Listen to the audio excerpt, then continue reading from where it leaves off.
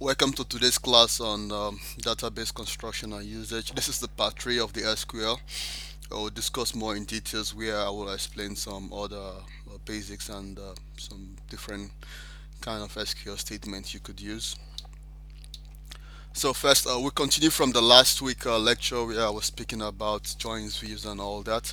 So this is also an example of using join, where you could also see that the join statement has two different relations. So you can see we have an inner join. This example, of course, is for inner join. We have an inner join on the album table and also the track table, and we also have the inner join on artist table and also the album ID. So this is just to show you that you can have several relations, or when you're trying to use join, you can do join on several multiple relations or table. So that is an example of doing that. As you can see when you select from here. Another thing to also note here before I forget is you can use the as keyword in SQL to also rename the columns appearance in the output. So as you can see, the track name, the track's name rather in the column is set to as track, and as you can see the output here, it says track. Same for the album and artist. You can see we rename the column from the database to show what we want. So that is something I also want you to take note from this example I'm giving here. And the next example of join is where we can also specify some condition using the where clause. As you can see, we are only interested in artists that has the ID 10, and as you can see that from the album and also the artist, you can see Billy is the one that we are looking for. So this is also to show you that you can write join statement and have where clause where you specify specifics of what you want to display from the result. Now let's discuss a little bit more about creating table, altering table, dropping table, modifying table. Well, I didn't discuss that in the earlier lectures. So you can actually create table, and after creating the table, alter the table, add new column, add primary key, remove primary key, delete table, and all that. So let's use an example of let's say an example of creating table. Let's say we create table device 2, for example, because I already have that table, but I want to show you how it works. So now we have that. Let's check if that table is created. So we have device 2. Now we can also alter that table and change, for example, let's say we want to change the name of the table. So we can use the SQL statement alter table,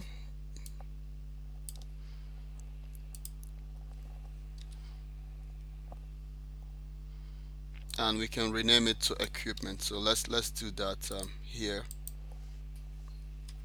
Um, let's see.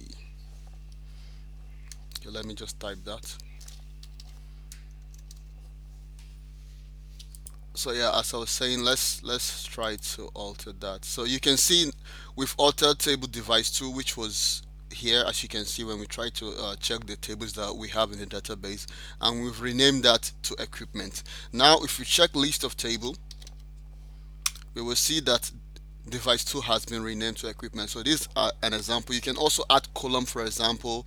You can check, you can use the dot schema. Yeah, that's something I didn't mention. So let's say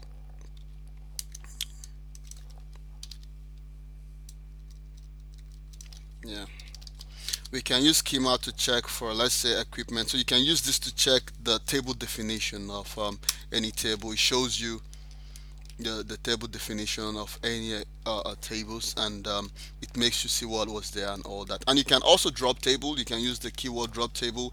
We can drop this table equipment now that we've created.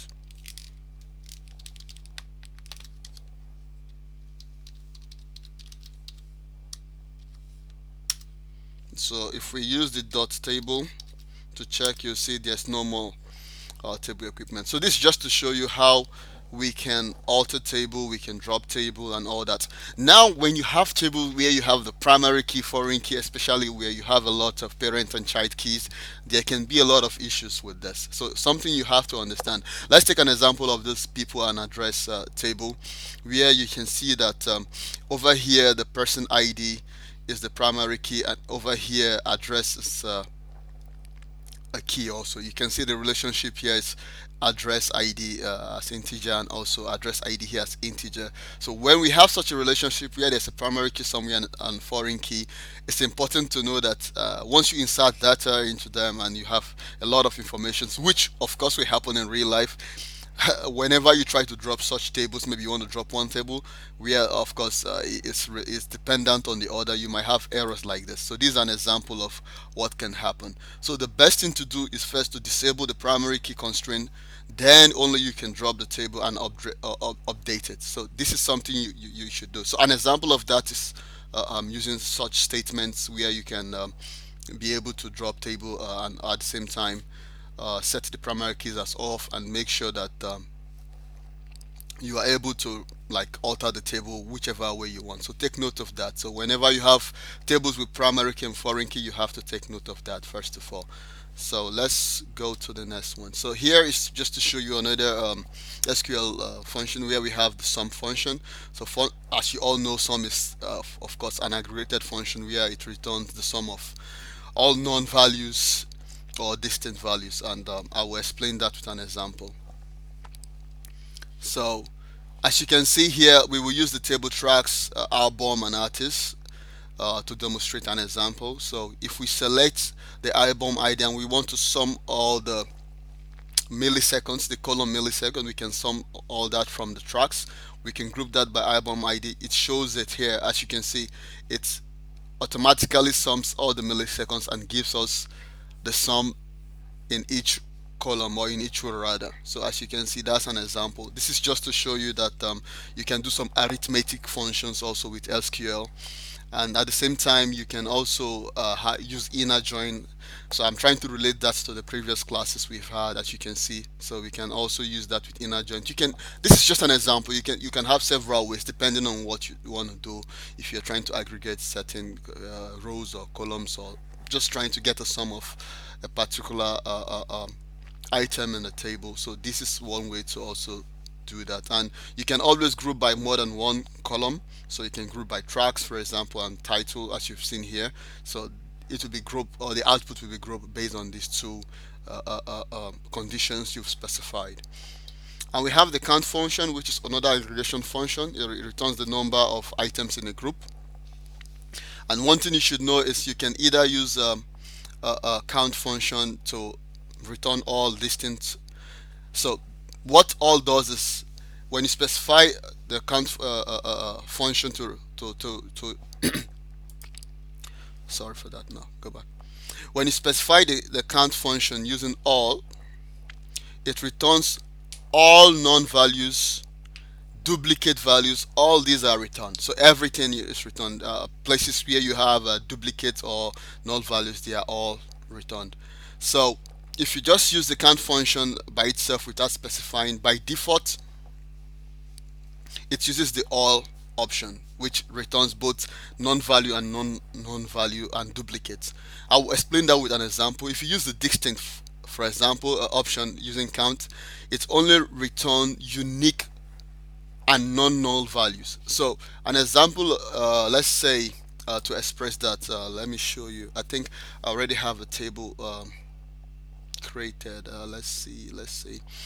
Um, Let me see. I think I have a table student here. Yeah, we can use the table student. So let's say we select all from students. So you can see what is in students. We select all from students.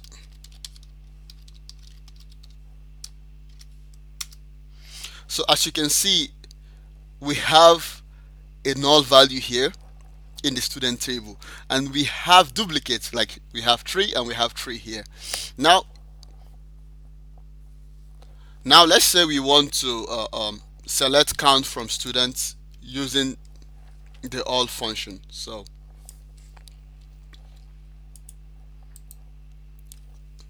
you can see that it shows us that the summation, the aggregation of this, it shows 5. So even the non-value is counted, the duplicate value is counted. So that is an example of showing you that when you're using this function and you want to use count all. Oh, sorry about that. That is the output you can get from that. So that is basically the first option. Now let's say we want to use with an expression. Expression meaning we specify what we want. For example, so let's say we just want count for the column number. As you've seen here, we just have column, like this is student number, for example.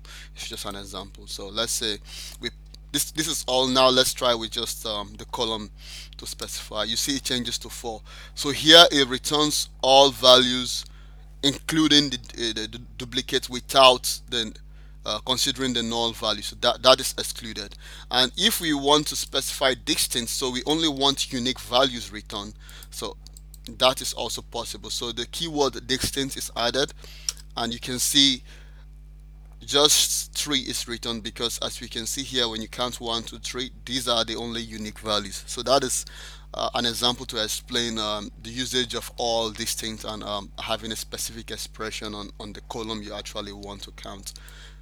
And on the next slide, I think I have more examples. So yeah, this is an example of that on tracks when you select, and also using the where clause. So these are basically different kind of examples where you can use count. You can see we have much more